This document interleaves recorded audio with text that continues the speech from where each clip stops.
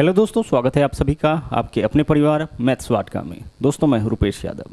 ये जो सीरीज आपका चल रहा है जिसमें 3250 प्लस वाली बुक से हम लोग मैथ और रीजनिंग दोनों देख रहे हैं, इसके प्लेलिस्ट का लिंक आपको इस वीडियो के डिस्क्रिप्शन में मिल जाएगा, जहां से जाकर के आप पीछे के वीडियोस को देख सकते हैं। इस पूरे सीरीज में सारे नए क्वेश्चंस हम लोग देख रहे हैं और साथ ही नए तरीके से, तो लगातार आप इस बैच के अंदर बने रहिएगा।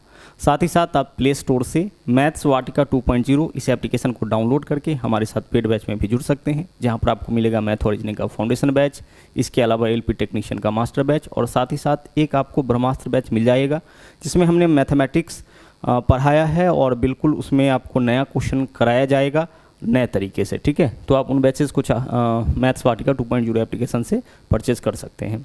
आइए शुरू करते हैं आज के क्लास को। आज हम लोग रीजनिंग का एक सेट देखने वाले हैं। देखिएगा यहाँ पे पहला क्वेश्चन क्या है, बोला है उस अक्षरांकित समूह का चयन कीजिए जो दी गई श्रृंखला में प्रश्न चिन्ह के स्थान पर श्रृंखला को तार्किक रूप से पूर्ण करे। यानी यह आपका सीरीज का क्वेश्चन है, इस सीरीज को हम लोग को कंप्लीट करना है। देखते हैं हम लोग। सबसे पहले देखिए एक से क्या बनाया है, एक से बनाया है 3। देखिएगा यहाँ पे एक से क्या बनाया है 3, 3 से बनाया 7, तो 7 से हम अगला क्या नंबर बना सकते हैं, तो 1 और 2 3, 3 और 4 7, पहले 2 जोड़ा फिर 4 जोड़ा, तो हम 8 जोड़ेंगे, तो 7 और 8 कितना हो जाएगा, 7 और 8 हो जाएगा 15। देख लीजिए 1 से 3 2 जोड़ा, 3 से 7 4 जोड़ा, तो पहले 2 जोड़ा है फिर 7 जोड़ा है, तो फिर हम लोग 8 जोड़ेंगे, तो 7 और 8 हो जाएगा 15। आगे चलिए अब लेटर को पकड़ते हैं। देखिए ए से क्या बनाया है आपका डी, तो ए 1 पे होता है, डी 4 पे होता है, +3। डी से क्या बनाया है जी, जी होता है 7 पे, +3। तो फिर हम लोग यहाँ पे 7 और 3 10 करेंगे, तो जी 7 पे, 7 3 10, 10 नंबर पे जी, 15 के बाद जे, तो 15 के बाद जे एकमात्र ऑप्शन में है, तो वही ऑप्शन हमारा आंसर हो जाएगा। इसके आगे आपको कुछ भी करने की आवश्यकता नहीं है। जहाँ से आपका ऑप्शन मैच कर गया वहीं से आप अपना आंसर निकाल लीजिए। देखिए 15 के बाद जे वाला तो एकमात्र ऑप्शन है, 15 से शुरू होने वाला 2 ऑप्शन है, तो जैसे ही 15 आया तो यह 2 विकल्प तो हमारा ऐसे ही हट गया, एलिमिनेट हो गया। अब इन दोनों में से हमें चुनना था, तो इन दोनों में से 15 के बाद यहाँ आई है, यहाँ जे है। आगे चलिए अगला देखिए क्वेश्चन क्या है। एक लड़की बिंदु x से उत्तर की ओर 70 मीटर चलती है। यहाँ एक चीज़ आपको बस समझना है कि जब भी बात हम लोग डायरेक्शन की करते हैं तो हमेशा ध्यान रखिएगा कि दाहिने हाथ की तरफ हम लोग लेते हैं पूरब दिशा यानी कि ईस्ट, बाएं हाथ की तरफ लेते हैं पश्चिम दिशा यानी कि वेस्ट, ऊपर में लेते हैं उत्तर दिशा यानी कि नॉर्थ और नीचे में दक्षिण दिशा यानी कि साउथ।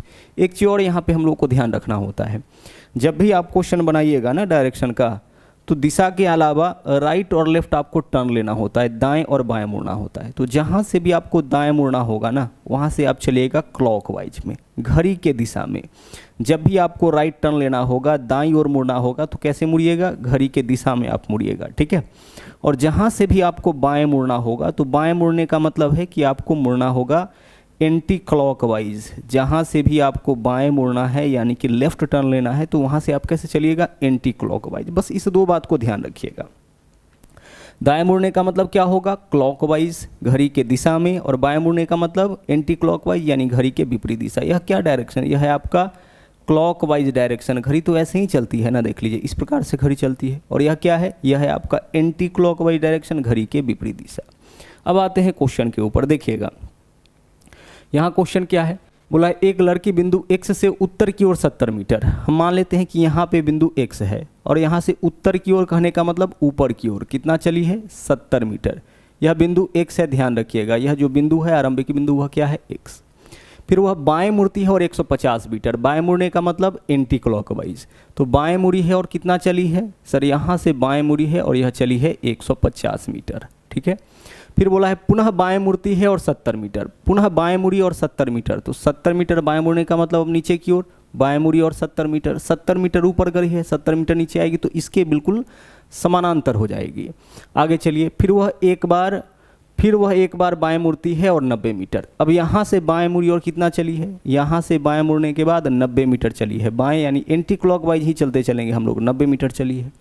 फिर आगे देखिए फिर वह दाएं मुड़ती है और 100 मीटर। अब यहाँ से दाएं कहने का मतलब क्लॉकवाइज, तो दाएं मुड़ती है और कितना चलती है, या दाएं मुड़ने के बाद यह चलती है 100 मीटर। ठीक है, आगे चलिए, अंत में वह बाएं मुड़ती है और 60 मीटर। अब यहाँ से फिर से बाएं मुड़ी और कितना मीटर, बाएं मुड़ी और यह चलती है 60 मीटर। देख लीजिए 90 और फिर यहाँ से 60, यानी देख लीजिए 150 है तो फिर से इसी पॉइंट पर बिल्कुल इसके सामने आपका आ जाएगा।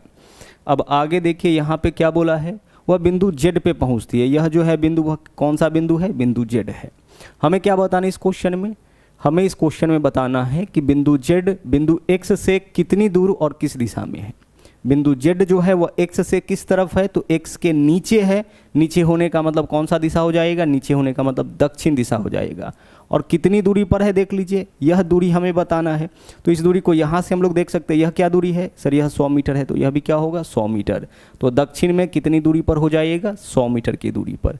आंसर हमारा इस क्वेश्चन का विकल्प डी, दक्षिण में 100 मीटर की दूरी पर। बस एक चीज़ का आपको ध्यान रखिएगा यहाँ पे कि जब भी दाएं बोले तो आप घड़ी के दिशा में मुड़िएगा, और जब भी बाएं बोले तो आप घड़ी के विपरीत दिशा में मुड़िएगा। ठीक है, आगे चलिए। अगला देखिए नंबर 3 क्वेश्चन भी बिल्कुल सेम ही है। यहाँ क्या बोला है, ज्ञात्री अपने घर से निकलकर दक्षिण दिशा में 100 मीटर चलती है। अच्छा, दक्षिण दिशा का मतलब क्या है, दक्षिण दिशा का मतलब है नीचे की ओर। तो नीचे की ओर कितना चली है, या नीचे की ओर 100 मीटर चली है। आगे देखिए, फिर वह दाएं मुड़ती है और 120 मीटर। दाएं मुड़ने का मतलब घड़ी के दिशा में, तो दाएं मुड़ी और कितना चली है सर, दाएं मुड़ने के बाद यह 120 मीटर चली है। आगे फिर वह दाएं मुड़ती है और 100 मीटर। फिर यहाँ से दाएं मुड़ी है, देखिए इस तरफ जा रही है दाएं, यानी घड़ी के दिशा में। तो दाएं मुड़ी और कितना चली, दाएं मुड़ी और 100 मीटर चली है। तो बिल्कुल 100 मीटर नीचे आए थे, 100 मीटर ऊपर जाएंगे तो इसके बिल्कुल पैरेलल हो जाएंगे। अंत में पुनः दाएं मुड़ती है और 180 मीटर। अब यहाँ से दाएं मुड़ी और कितना चली है, 180 मीटर। देखिएगा दाएं मुड़ने का मतलब घड़ी के दिशा में 180 मीटर। तो यहाँ से यहाँ तक कितना मीटर हो जाएगा, 120, यानी इसके बाद एक्स्ट्रा कितना चली है वह, इसके बाद वह एक्स्ट्रा चली है 60 मीटर। दाएं मुड़कर 180 मीटर, तो यह वाला दूरी कितना है, यह वाला दूरी तो 120 है। तो 120 के बाद एक्स्ट्रा कितना चलती है, 60 मीटर। अब वह आरंभिक बिंदु से कितनी दूर है, आरंभिक बिंदु से कितनी दूर है। तो देखिए आरंभिक बिंदु कौन सा है सर, यहीं से तो चलना शुरू की थी, तो यह आरंभिक बिंदु है। और अब कहाँ पे है, यहाँ पे है। तो आरंभिक बिंदु से कितनी दूरी पर है, 60 मीटर की दूरी पर। आंसर हमारा क्या हो जाएगा, विकल्प बी। और अगर पूछा गया होता कि आरंभिक बिंदु से किस दिशा में है, तो आरंभिक बिंदु यहाँ पे है, आरंभिक बिंदु के दाईं ओर है। दाईं ओर होने का मतलब पूरब दिशा, अगर बाईं ओर होता तो पश्चिम दिशा, नीचे होता तो उत्तर दिशा, नीचे होता तो दक्षिण दिशा, और ऊपर होता तो उत्तर दिशा। तो यहाँ पे सिर्फ इतना पूछा गया है कि आरंभिक बिंदु से कितनी दूरी पर है। आंसर क्या हो जाएगा इस क्वेश्चन का, 60 मीटर। चलिए बढ़ते हैं अगले क्वेश्चन में। यहाँ देखिए क्या करना है, बोला है निम्नलिखित अक्षर श्रृंखला के संदर्भ में पूछे गए प्रश्न का उत्तर दे। पूछा क्या है, उपरोक्त श्रृंखला में ऐसे कितने व्यंजन हैं जिनके ठीक पहले एक स्वर और ठीक बाद भी एक स्वर। हमें क्या खोजना है, हमें ऐसे व्यंजन खोजना है जिसके पहले भी स्वर हो। ठीक है, जिसके पहले भी क्या हो, पहले भी स्वर हो और बाद में भी स्वर हो। कहने का मतलब है कि हमें कांस्टेंट खोजना है जिसके पहले भी वॉवेल्स हो और बाद में भी वॉवेल्स हो। एक चीज़ अच्छी तरह से आप सब लोगों को पता होगा कि अंग्रेजी वर्णमाला में ए, ई, आई, ओ और यू, यह 5 क्या है, वॉवेल है यानी कि स्वर है। और इसके अलावा जो भी बचा आपका सब क्या है, कॉन्सोनेंट है यानी व्यंजन है। तो हमें ऐसे व्यंजन को खोजना है, ठीक है, जिसके पहले भी स्वर हो और बाद में भी स्वर हो। तो यहाँ देखिए पहले और बाद दोनों में स्वर हो। देखिए तो यहाँ पे के को, इसके पहले भी स्वर है और बाद में भी स्वर है। आगे चलिए ऊपर से शुरुआत करते हैं। चलिए एक देख लिए यहाँ पे तो ठीक है, ऊपर से शुरुआत करते हैं। ऐसे व्यंजन खोजते हैं जिसके पहले भी स्वर और बाद में भी स्वर। तो यहाँ पे चलिए इसको देखिए जरा सा, इस व्यंजन को, इसके पहले भी स्वर और बाद में भी स्वर। आगे चलिए, अब आगे देख लीजिए, आगे जो है आपका यहाँ पे डब्लू हो जाएगा, इसके पहले भी स्वर है बाद में भी स्वर है। उसी प्रकार से आगे बढ़ते जाइए, क्या यहाँ पे पी होगा, क्यू हो जाएगा, क्यू के पहले भी स्वर है बाद में भी स्वर है। चलिए और आगे बढ़ते हैं, यहाँ पे और कोई नहीं है। यहाँ पे देख लीजिए के पहले भी स्वर बाद में भी स्वर। और आगे चलिए, और आगे आपका यहाँ पे क्या है, डब्लू है, डब्लू के पहले भी स्वर है और बाद में भी स्वर है। तो ऐसा कुल मिला के कितना है, 1 2 3 4 5। तो आंसर इस क्वेश्चन का हो जाएगा विकल्प डी 5। बस आपको चुन लेना है, क्या चुनना है, ऐसे व्यंजनों की संख्या चुनना है जिसके पहले और बाद में दोनों जगह स्वर हो। तो देख लीजिए इस व्यंजन को देखिए, इसके पहले भी स्वर और बाद में भी स्वर, ए, ई, आई और ए ई आई ओ यू, यह आपका स्वर होता है। इसको देख लीजिए, पहले भी स्वर बाद में भी स्वर, इसको देख लीजिए, पहले भी स्वर बाद में भी स्वर। तो इसी को आपको क्या करना है, काउंट कर लेना है अच्छे से। जितना काउंटिंग आएगा वही आंसर हो जाएगा। इस क्वेश्चन को देखिए, सीरीज का है। उस श्रृंखला का चयन कीजिए जो निम्नलिखित श्रेणी में प्रश्न चिन्ह के स्थान पर आए, क्वेश्चन मार्क के स्थान पर। 3 से आपका 7 बनाया, क्या किया है, +4 किया है। 7 से 13 +6, 13 से 21 +8, 21 से 31 +10। तो इससे आपको पता चल गया होगा पैटर्न क्या है, पहले 4 फिर 6 फिर 8 फिर 10, तो अब कितना जोड़ेंगे, 12। तो 31 और 12 कितना हो जाएगा, 43 हो जाएगा। आंसर आपका इस क्वेश्चन का क्या होगा, विकल्प डी हो जाएगा। ठीक है, पहले 4 जोड़ा, फिर 2 बढ़ा के 6, फिर 2 बढ़ा के 8, फिर 2 बढ़ा के 10, तो आगे हम 2 बढ़ा के यानी कि 12 जोड़ेंगे। तो 31 + 12 कितना होगा, 43 होगा। यहाँ चलिए देखिए क्या है, यहाँ बोला यह गया है कि जो पैटर्न इन तीनों संख्याओं में है वही पैटर्न वाला कौन सा ऑप्शन है। तो इन तीनों संख्या में रिलेशन देखिए क्या है, देखिए 4 छक्के 24 + 1 25, आखिरी के दोनों के गुणनफल में 1 जोड़ेंगे, बीच वाला आ जाएगा 9 × 27 और 1 28। ऐसा ही पैटर्न रखने वाला कौन सा ऑप्शन है, तो 14 चौके 56 और 1 57 होता, तो यह हो जाता आंसर हमारा। 12 8 96, 1 97 होता, तब आंसर होता। 6 3 18 1 19 होता, तब आंसर होता। यहाँ देखिए 7 21 और 1 22 है, तो विकल्प डी हमारा आंसर होगा। क्या होगा, दोनों जो किनारे वाला है उसके गुणनफल में 1 जोड़ने पर बीच वाला। 4 छक्के 24 और 1 25, 3 नमा 27 और 1 28, तो ऐसा ही कौन सा ऑप्शन है, विकल्प डी। तो जब भी ऐसा क्वेश्चन आए, इतना बड़ा जो इंस्ट्रक्शन है उसको पढ़ने में समय बर्बाद आप मत करिएगा। इस क्वेश्चन में आइए देखिए क्या है, बोला है 14 से 14 बनाया है, फिर 17 से 85, फिर 85 से क्या है, 92 है। इस तरीके से है, देखते हैं क्या किया गया होगा। 14 से 14 बनाने के लिए हम क्या कर सकते हैं, 1 से गुना कर सकते हैं। 14 में 1 से गुना करेंगे 14। अच्छा, 1 से गुना करने के बाद क्या हुआ है, 14 से 17 के लिए हम 3 जोड़ सकते हैं। ठीक है, फिर 17 से 85 के लिए हम क्या कर सकते हैं, हम 5 से गुना कर सकते हैं। ठीक है, फिर आगे देखिए 85 से 92 के लिए हम क्या कर सकते हैं, 7 जोड़ सकते हैं। यहाँ पे लॉजिक पकड़ में आ रहा होगा, पहले क्या किया, 1 से गुना, फिर 3 जोड़ा, फिर 5 से गुना, फिर 7 जोड़ा। तो अब हम इसमें कितना से गुना कर लेंगे, 9 से गुना कर लेंगे। तो 92 में 9 से गुना करिएगा, 9 दूना 18, 8 हासिल 1 और 9 नमा 81 और 1 82, यानी कि 828 हो जाएगा। विकल्प ए हमारा आंसर। रिपीट कर रहे हैं, समझिएगा।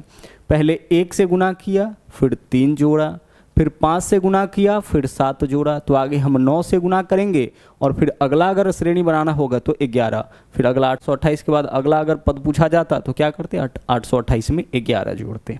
ओके, चलिए यहाँ देखिए, यह क्वेश्चन आपका सिलॉक्स का है। सिलॉक्स के क्वेश्चन में कथन निष्कर्ष दोनों दिया जाता है। हम लोग क्या करेंगे, कथन के हिसाब से वेन डायग्राम बनाएंगे और फिर इस वेन डायग्राम के आधार पर निष्कर्ष निकालेंगे।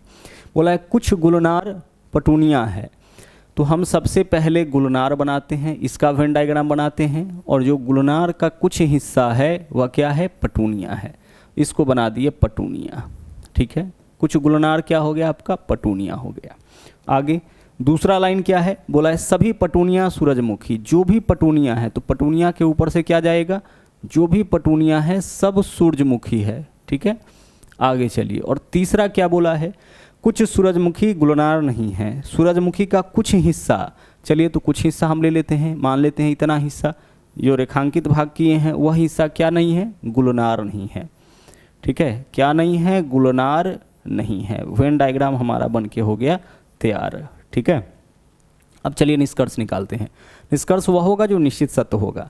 तो पहला निष्कर्ष देखिए क्या है, पहला निष्कर्ष है कुछ सूरजमुखी गुलनार है। सूरजमुखी गुलनार के साथ कॉमन है, हाँ सर यह गुलनार है और यह सूरजमुखी है, कुछ कॉमन है। पहला निष्कर्ष सही। दूसरा, सभी गुलनार सूरजमुखी। सभी गुलनार सूरजमुखी कब होता, जब गुलनार के ऊपर से सूरजमुखी होता, तो दूसरा निष्कर्ष गलत हो गया। तीसरा, सभी पटुनिया गुलनार। पटुनिया जो भी है सब गुलनार कब होता है, जब पटुनिया के ऊपर से गुलनार होता, तो यह भी आपका गलत हो गया। बोला है कोई सूरजमुखी गुलनार नहीं, कोई सूरजमुखी गुलनार नहीं, जबकि सूरजमुखी का कुछ हिस्सा गुलनार है, तो यह भी क्या होगा, यह भी आपका गलत हो जाएगा। तो केवल निष्कर्ष एक पालन करता है, विकल्प ए इस क्वेश्चन का आपका सही आंसर हो जाएगा। बस कथन के आधार पर वेन डायग्राम बनाएं और उस वेन डायग्राम के आधार पर हम लोग को निष्कर्ष निकाल लेना है। आगे चलिए, यहाँ देखिए क्या बोला है, बोला है W X Y Z A B और सी में से प्रत्येक को सोमवार से शुरू होकर उसी सप्ताह के रविवार को समाप्त होने वाले सप्ताह के अलग अलग दिनों में शादियों में शामिल होना है। यहाँ देखिए कुल मिला के 3, 3, 6 और 1 7 व्यक्ति है और शुरुआत करना है सोमवार से और इसी क्रम में रविवार तक समाप्त होने वाले सप्ताह में अलग अलग दिनों में शादियों में शामिल होना है। यहाँ देखिए सी को ए के ठीक बाद शादी में शामिल होना है। जिसको पहले शादी में शामिल होना है उसको ऊपर रखिएगा और जिसको बाद में शामिल होना है उसको नीचे रखिएगा। तो बोला है सी को ए के बाद, सी को कब शामिल होना है? सी को शादी में शामिल होना है लेकिन ए के बाद, यानी ए अगर सोमवार को तो सी मंगलवार को, ए मंगलवार को तो सी बुधवार को। तो जो पहले शादी में शामिल होगा उसको ऊपर, जो बाद में शामिल होता है उसको नीचे रखिएगा। ठीक है, यहाँ तक तो इंस्ट्रक्शन था, यहाँ से शुरुआत सी को ए के ठीक बाद। आगे चलिए, वाई को बी और डब्ल्यू के पहले किसी भी दिन। देखिए वाई के बारे में क्या बोला कि वाई जो है ना वह बी और डब्ल्यू के पहले किसी भी दिन शामिल होता है। जस्ट पहले वाई शामिल नहीं होता है, वाई बी और डब्ल्यू के पहले ही शामिल होता है, बी और डब्ल्यू के बाद शामिल नहीं होता है, बी और डब्ल्यू के पहले शामिल होता है किसी भी दिन, 1 दिन पहले, 2 दिन पहले, 3 दिन पहले, लेकिन इसके पहले वाई शामिल होता है। ठीक है, और बी और डब्ल्यू का भी तय नहीं है कि पहले बी होगा कि बाद में डब्ल्यू होगा, पहले बी होगा कि पहले डब्ल्यू होगा। तो बस जितना इंस्ट्रक्शन दिया उसको हम अलग लिख लिए। क्या बोला है? वाई को बी और डब्ल्यू से पहले, वाई को बी और डब्ल्यू से पहले किसी दिन शादी में शामिल होना है। बोला है केवल जेड को ए से पहले। देखिए केवल जेड जो है वह ए के पहले, यानी ए के पहले जेड के अलावा कोई नहीं होगा, तो बाकी जो भी बचा है वह कहाँ रहेगा? बाकी जो भी बचा है अब नीचे रहेगा, क्योंकि ए के पहले केवल जेड है। तो बाकी जो भी आपका बचा है, 7 है ना, 7 व्यक्ति है, तो सातों का सातों व्यक्ति जो है अब कहाँ आएगा? नीचे ही आएगा। यह चीज़ कहाँ से क्लियर हुआ? बोला केवल जेड को ए से पहले केवल जेड है, यानी बाद बाकी जो भी बचा अब नीचे ही होगा। आगे चलिए, अब बोला एक्स शुक्रवार को शादी में शामिल होना है। एक्स को शुक्रवार के दिन, एक्स किस दिन शादी में शामिल होता है? एक्स जो शादी में शामिल होता है केवल जेड को ए से पहले, ठीक है, एक्स शुक्रवार के दिन शादी में शामिल होता है। तो देखिए यह तो शुरुआत हो गया, यह आपका क्या है? यह आपका सोमवार है। शुरुआत तो सोमवार से ही करना है, सोमवार है, यह आपका मंगलवार हो गया, ठीक है, यह आपका बुधवार हो गया, फिर यह गुरुवार हो गया, यहाँ पे शुक्रवार होगा, फिर आगे शनिवार और उसके बाद क्या होगा? रविवार। शुक्रवार से शुरू हुआ है और पहले जेड शामिल होता है। ठीक है, अब यहाँ पे बोला जाता कि एक्स शुक्रवार को शामिल होता है। एक्स किस दिन शामिल होता है? शुक्रवार के दिन। आगे चलिए, बोला है बी को रविवार को शादी में शामिल नहीं होना है। बी जो है रविवार को शादी में शामिल नहीं होता है। अब देखिए यहाँ पे बी रविवार, यानी यहाँ पे बी नहीं आएगा, यहाँ पे बी आपका नहीं आ सकता है। अब सोचिए कि बी और डब्ल्यू जो है वह कहाँ रहेगा? वाई के नीचे। तो इसी दोनों में से किसी एक जगह बी और दूसरा जगह डब्ल्यू होगा, और यहाँ पे पक्का आपका वाई होगा, तभी तो वाई के नीचे बी और डब्ल्यू होगा। तो यहाँ बी और यहाँ डब्ल्यू, या यहाँ डब्ल्यू यहाँ बी हो सकता है। तो बी को यहाँ मना किया है तो बी को आपको यहाँ रखना पड़ेगा, 2 ही तो जगह है। तो यहाँ पे कौन आ जाएगा? आपका डब्ल्यू आ जाएगा। सभी को हम यहाँ पे अरेंज कर लिए हैं। अब क्वेश्चन पे क्या पूछा है? वाई को सप्ताह के किस दिन शादी में शामिल होना है? वाई को सप्ताह के किस दिन? आंसर क्या हो जाएगा? गुरुवार हो जाएगा। विकल्प डी आपका इस क्वेश्चन का सही आंसर होगा। जैसे बोलता जाएगा बस वैसे आप लिखते जाइएगा, ठीक है। और ध्यान रखिएगा जो सबसे पहले शामिल होगा वो कौन से दिन शामिल होगा? सोमवार को, क्योंकि बोला है सोमवार से शुरू होकर के। तो पहला दिन जो शादी में शामिल होगा वो सोमवार के दिन शामिल होगा, और आखिरी दिन जो शामिल होगा वो आपका रविवार के दिन। नंबर 10 क्वेश्चन देखिए, बोला है दिए गए अक्षर प्रतीक श्रृंखला का अध्ययन करें और पूछे गए प्रश्न का उत्तर दें। क्या प्रश्न भाई पूछा है? यदि इस मूल श्रृंखला के प्रत्येक स्वर को व्यंजन से बदल दे। देखिए जितने भी स्वर है उसको क्या करना है? व्यंजन से बदल देना है। कोई भी व्यंजन ले लेना है और प्रत्येक व्यंजन को स्वर से बदल दे, और जो भी आपको व्यंजन दिख रहा है उसको किससे बदल देना है? व्यंजन को स्वर से बदल देना है, ठीक है। जितना स्वर है उसको व्यंजन बना देना है, और जो भी व्यंजन है उसको क्या बनाना है? जो भी व्यंजन है उसको स्वर बना देना है। अब पूछा क्या है? इस प्रकार बनने वाली परिणामी श्रृंखला में कितने व्यंजन होंगे जिसके ठीक बाद एक प्रतीक होगा? हमें क्या खोजना है? हमें खोजना है कितने व्यंजन होंगे जिनके ठीक बाद एक प्रतीक। तो देखिए व्यंजन को क्या बनाया गया है? स्वर बनाया गया है, यानी हम क्या खोज सकते हैं? हम स्वर खोज सकते हैं। कितने स्वर जिनके बाद क्या होगा? जिनके बाद आपका प्रतीक होगा। देखिए क्वेश्चन जो है यहाँ पे यह बोला था कि सभी व्यंजन को स्वर बनाया गया और स्वर को व्यंजन बनाया गया। तो जब स्वर को व्यंजन, व्यंजन को स्वर बनाएंगे तो पूछा है क्वेश्चन कि कितने व्यंजन होंगे जिनके ठीक बाद प्रतीक होगा। तो व्यंजन सबको क्या बना दिया गया होगा, स्वर बना दिया गया होगा। यानी हमें क्या खोजना है, स्वर। कितने स्वर होगा जिसके बाद प्रतीक होगा। जब भी उल्टा कर दे तो यहाँ से आपको बस उल्टा देख लेना है। तो कितने स्वर जिसके बाद प्रतीक खोजिए। देखिए यहाँ पे यह स्वर है, इसके बाद प्रतीक, यहाँ भी स्वर है, इसके बाद प्रतीक, यहाँ भी स्वर है, इसके बाद प्रतीक। प्रतीक का मतलब सिंबल। आगे चलिए यहाँ भी स्वर है, इसके बाद प्रतीक। उसी प्रकार से यहाँ भी स्वर है, इसके बाद प्रतीक। और कोई है नहीं। तो 1 2 3 4 5 आंसर क्या हो जाएगा, आंसर आपका इसका विकल्प सी यानी कि 5 हो जाएगा। रिपीट कर रहे हैं, कॉन्सेप्ट समझिएगा।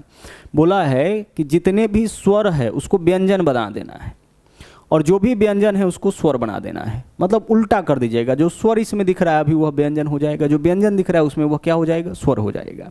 सवाल क्या पूछा कि कितने व्यंजन होंगे।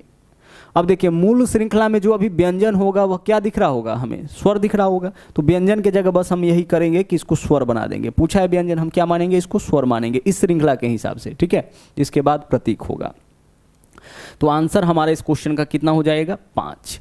आगे देखिए, 4 मित्र रामनिवास, रमेश, राम सिंह, रमन एक ही कैलेंडर वर्ष के लगातार महीनों में पीएचडी की डिग्री प्राप्त की। रामनिवास ने राम सिंह से ठीक 1 महीना पहले, रामनिवास राम सिंह से ठीक 1 महीना पहले, देखिएगा यहाँ पे रामनिवास जो है, रामनिवास डिग्री कब प्राप्त किया है सर, रामनिवास डिग्री प्राप्त किया है राम सिंह से 1 महीना पहले, राम सिंह से 1 महीना पहले, ठीक है। रामनिवास कब डिग्री प्राप्त किया है, राम सिंह के 1 महीना पहले। जो पहले डिग्री प्राप्त किया उसको ऊपर, जो बाद में डिग्री प्राप्त कर रहा है उसको रखेंगे नीचे। तो यहाँ बोला है कि रामनिवास ने राम सिंह से 1 महीना पहले, ठीक है। आगे, रमन ने रमेश से 1 महीना बाद, रमन जो है रमेश के 1 महीना बाद। रमन कब डिग्री प्राप्त करता है सर, रमन डिग्री प्राप्त करता है रमेश के 1 महीना बाद। यानी ऊपर में रमेश रहेगा, नीचे में रमन रहेगा। रमन रमेश के 1 महीना बाद। आगे देखिए, रामनिवास ने सितंबर में अपनी डिग्री प्राप्त की। रामनिवास कब डिग्री प्राप्त किया है, सितंबर में। तो जब यह सितंबर में डिग्री प्राप्त किया है तो राम सिंह कब डिग्री प्राप्त किया होगा, अक्टूबर में। आगे, रामनिवास ने सितंबर में अपनी डिग्री प्राप्त की। और रमन रामनिवास से पहले, और रमन जो है रामनिवास से पहले डिग्री प्राप्त नहीं की। इस बात को ध्यान से पढ़िएगा।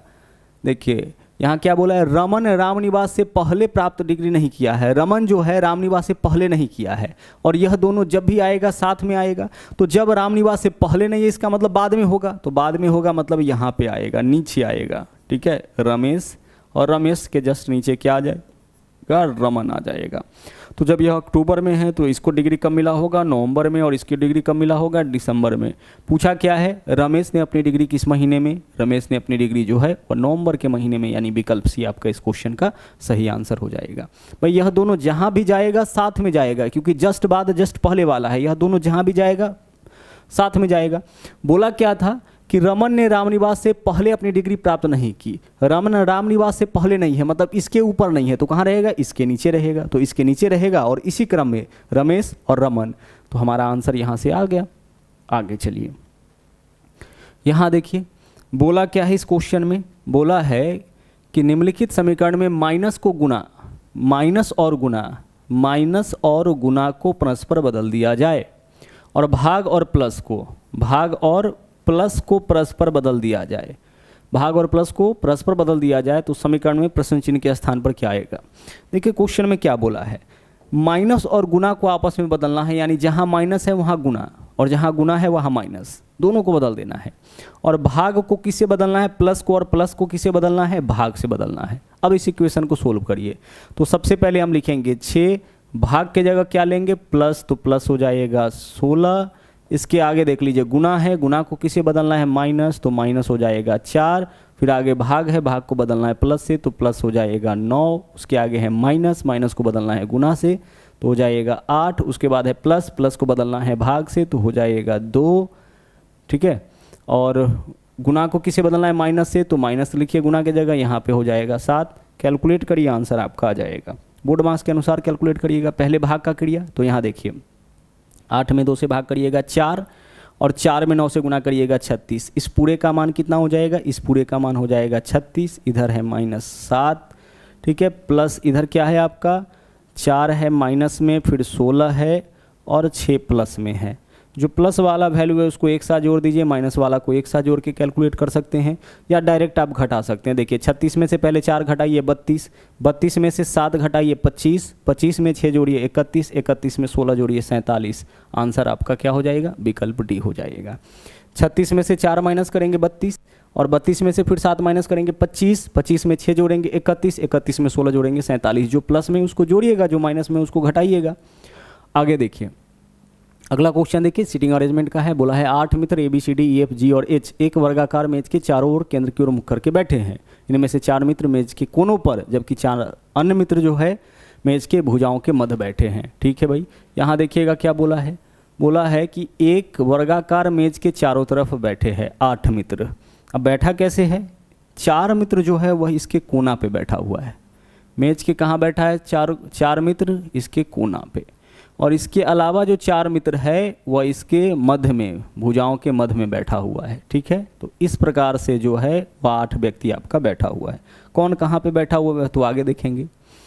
आगे चलिए, यहाँ से शुरुआत करते हैं। अब बोला है A और C दोनों सम्मुख कोनों पर बैठे हैं। देखिए क्या बोला है कि A और C कहाँ बैठा है? A और C जो है वो सम्मुख कोनों पर बैठा है। A और C कोना पे बैठा है, ध्यान रखिएगा। कहाँ बैठा है? यह आपका कॉर्नर पे बैठा है, कोना पे बैठा है A और C, और सम्मुख कोना पे, यानी A यहाँ पे तो इसके सामने C, अगर A यहाँ पे तो इसके सामने C, सम्मुख कोनों पे बैठा है।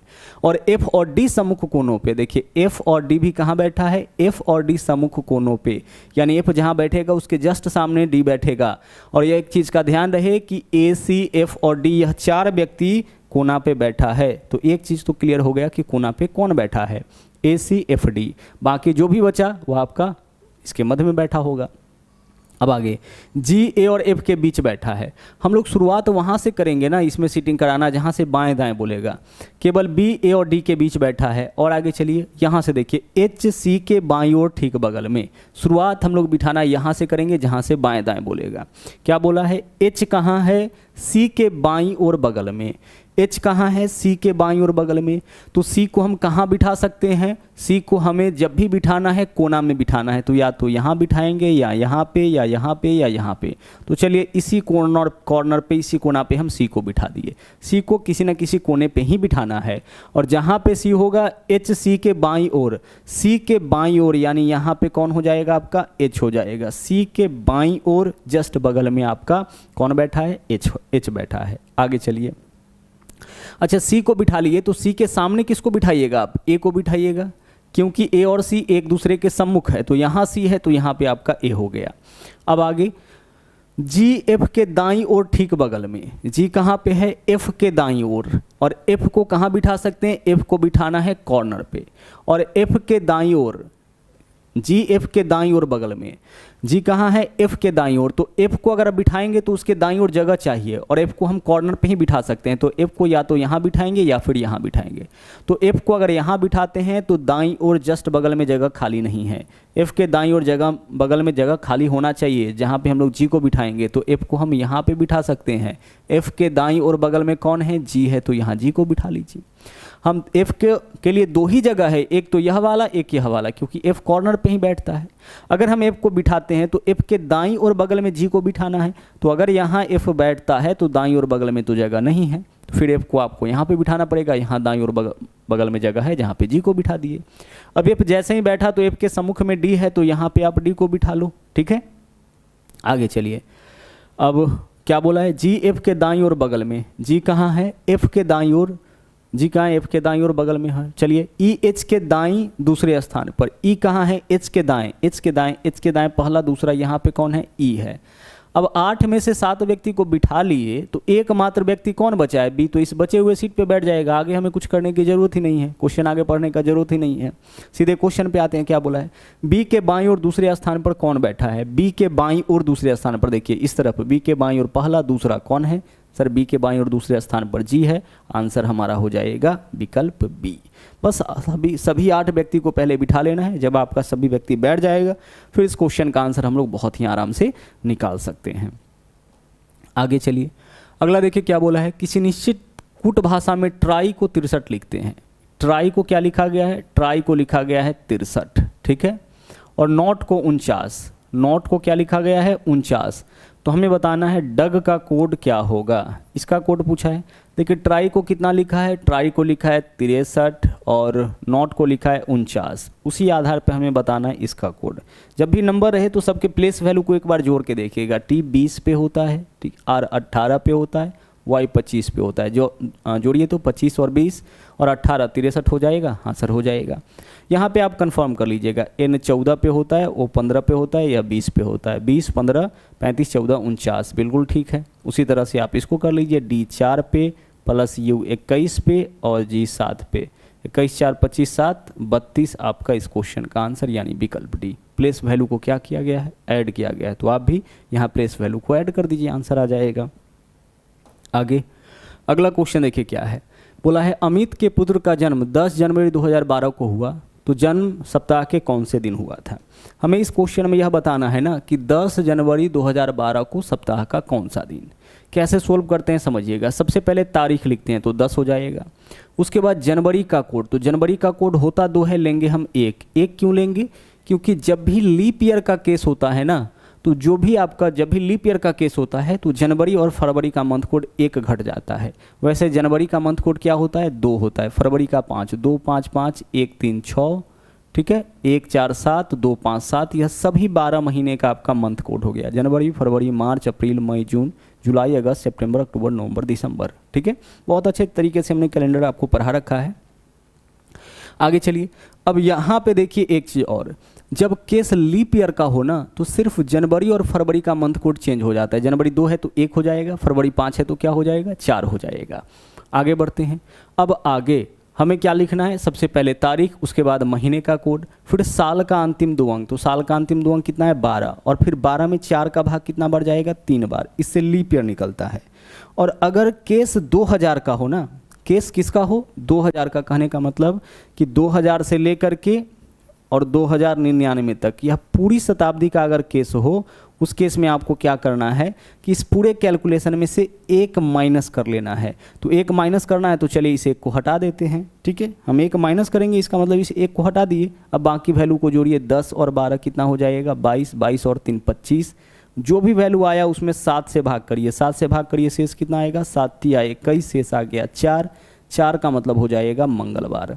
4 का मतलब कौन सा दिन, 4 का मतलब होगा मंगलवार, क्योंकि शनिवार का कोड 1 है। तो शनिवार 1, रविवार 2, सोमवार 3, मंगलवार 4। अगर 4 आया मंगलवार होगा, 5 आया गुरुवार होगा, 6 आया 5 आया तो क्या हो जाएगा आपका, बुधवार हो जाएगा, 6 आया तो गुरुवार हो जाएगा, और 7 कहने का मतलब 0 आया तो क्या हो जाएगा आपका, 7 से जब भी बड़ा वैल्यू होगा तो 7 से भाग करते, तो 7 का मतलब 0, 0 का मतलब शुक्रवार, 1 शनिवार 2 रविवार। इस तरीके से आप ध्यान रखिएगा। सबसे पहले क्या लिखिए, तारीख, फिर महीने का कोड। तो जनवरी का कोड होता 2 है, यहाँ पे क्या लेना है, 1 लेना है। लीप ईयर के केस में जनवरी फरवरी का मंथ कोड 1 घट जाता है। साल का अंतिम 2 अंक, अंतिम 2 अंक में आपका भाग 4 का कितना बढ़ जाएगा, 3 बार। और केस अगर 2000 का हो तो 1 घटाएंगे कहीं से भी, तो 1 था तो 1 हटा लिए। हम चाहते तो 3 के बदले 2 ले सकते हैं, 12 के बदले 11, कहीं 1 की कमी कर देना है, या सबको जोड़ के 1 कम लेना है। 10 1 11 12 23 3 26, 26 की जगह हम क्या लेते, 25, 25 में 7 से भाग करेंगे मंगलवार। ऐसा कब करना है, ऐसा जब 2000 का केस हो। 1900 का अगर केस होगा तो फिर हम 1 माइनस नहीं करेंगे। ओके, तो इस क्वेश्चन का आपका आंसर आ गया मंगलवार। यह था आपका आखिरी क्वेश्चन। इस वीडियो में इतना ही। और हाँ, अगर आप हमारे चैनल पर नए हैं तो इस चैनल को सब्सक्राइब जरूर करिएगा। इसके अलावा लाइक और शेयर करते रहिएगा। तो मिलते हैं अगले वीडियो में इसके बाकी बचे क्वेश्चंस के साथ। थैंक यू, जय हिंद।